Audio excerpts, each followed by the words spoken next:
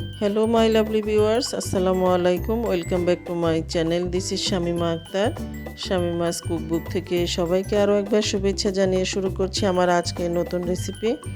আর আমি আজকে তৈরি করে দেখাবো আম দুধের পুডিং। আই হোপ আমার আজকের রেসিপিটি আপনাদের কাছে অনেক ভালো লাগবে। তো চলুন শুরু করা যাক। তো প্রথমে আমি এখানে 2 কাপ পরিমাণ ম্যাঙ্গো পিউরি নিয়ে নিয়েছি। আমি মিডিয়াম সাইজের 2টি আম ব্লেন্ডারে ব্লেন্ড করে নিয়েছি। তো আমগুলোকে আমি ব্লেন্ড করে নিয়েছি আটিটা বাদ দিয়ে। এরপর আমি এখানে 1/3 কাপ পরিমাণ চিনি দিয়ে দিলাম আর 1 টিস্পুন দিয়ে দিয়েছি আগার আগার পাউডার। এখন আমি সব কিছু ভালো মতো মিশিয়ে নিচ্ছি। চুলার আঁচটাকে এখনও আমি ধরিয়ে দিইনি, ভালো করে মিশিয়ে তারপর আমি চুলাটাকে ধরিয়ে দিচ্ছি। তো চুলাটাকে এখন ধরিয়ে দিলাম, সব কিছু ভালো মতো মিশিয়ে নিয়ে নিলাম, দেখতেই পাচ্ছেন। এখন চুলার আঁচটাকে ধরিয়ে এটাকে আমি অনবরত নাড়তে থাকবো। 2-3 মিনিটের মতো আমি এটাকে ফুটিয়ে নিব। তো দেখতেই পাচ্ছেন এটা ফুটতে শুরু করেছে। আমি 3 থেকে 4 মিনিটের মতো এটাকে মোটামুটি ফুটিয়ে নিয়েছি। এখন আমি নামিয়ে নিচ্ছি। তো আমি এরকম একটি প্লেটের উপর এখন আমি সেই আমের মিশ্রণটাকে ঢেলে নিচ্ছি, দেখতেই পাচ্ছেন। এখন আমি এটাকে একটু ছড়িয়ে নিচ্ছি। তো এইভাবে এটাকে ছড়িয়ে নেওয়ার পর এখন আমি এটাকে 10 মিনিটের মতো একটু নর্মাল টেম্পারেচারে রেখে দিব। তো আমি এটাকে নর্মাল টেম্পারেচারে রেখে এখন আমি ফ্রিজে এটাকে 30 মিনিটের মতো ঠান্ডা হতে দিব। ফ্রিজের নর্মাল চেম্বারে এটাকে আমি রেখে দিব। তো এই ফাঁকে আমি এখানে 2 কাপ পরিমাণ লিকুইড দুধ নিয়ে নিয়েছি। আমি চুলার আঁচটাকে কিন্তু এখনও ধরিয়ে দিইনি। দিয়ে দিলাম হাফ কাপের মতো চিমটি পরিমাণ লবণ দিয়ে দিলাম আর 1 টিস্পুন দিয়ে দিচ্ছি আগার আগার পাউডার। এখন সব কিছু ভালো মতো মিশিয়ে নিয়ে নিচ্ছি।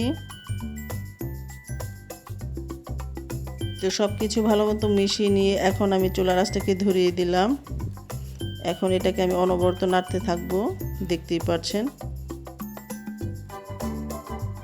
তো এই ফাঁকে আমি সেই আমের মিশ্রণটাকে নামিয়ে নিয়েছি, ফ্রিজ থেকে বের করে নিয়েছি। এখন আমি এটাকে কেটে নিচ্ছি।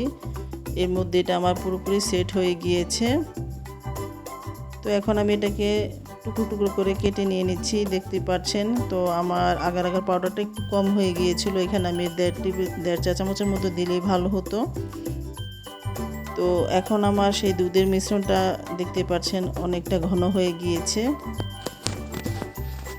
তো এরপর এখন আমি এটাকে আরেকটু নেড়েচেড়ে নিয়ে এখন আমি চুলার আঁচটাকে অফ করে দিব।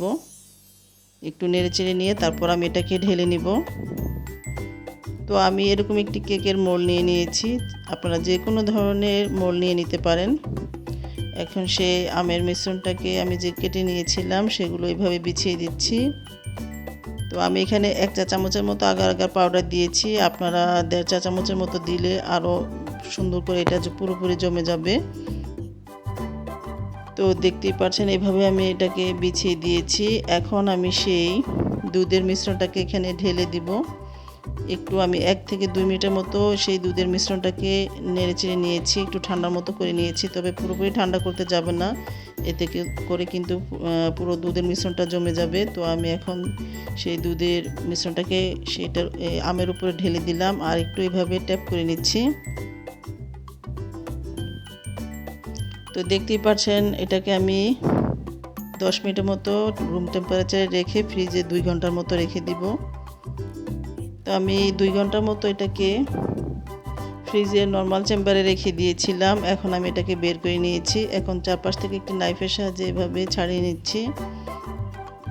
তো আমি এটাকে একটি প্লেটের উপর মোল্ড আউট করে নিয়েছি, দেখতেই পাচ্ছেন। এটা কিন্তু নিচের অংশ, উপরের অংশটা নিচে চলে গিয়েছে, নিচেরটা উপরে এসেছে, দেখতেই পাচ্ছেন। এখন আমি এটাকে নাইফ দিয়ে কেটে নিচ্ছি। আপনারা আপনাদের পছন্দ অনুযায়ী এটাকে কেটে নেবেন, যেভাবে খেতে পছন্দ করেন সেই সাইজের মতো করে টুকরো করে নেবেন। এই তো তৈরি হয়ে গেল আমার দারুণ মজার আম দুধের পুডিং। আজকের মতো এখানে শেষ করছি। আল্লাহ।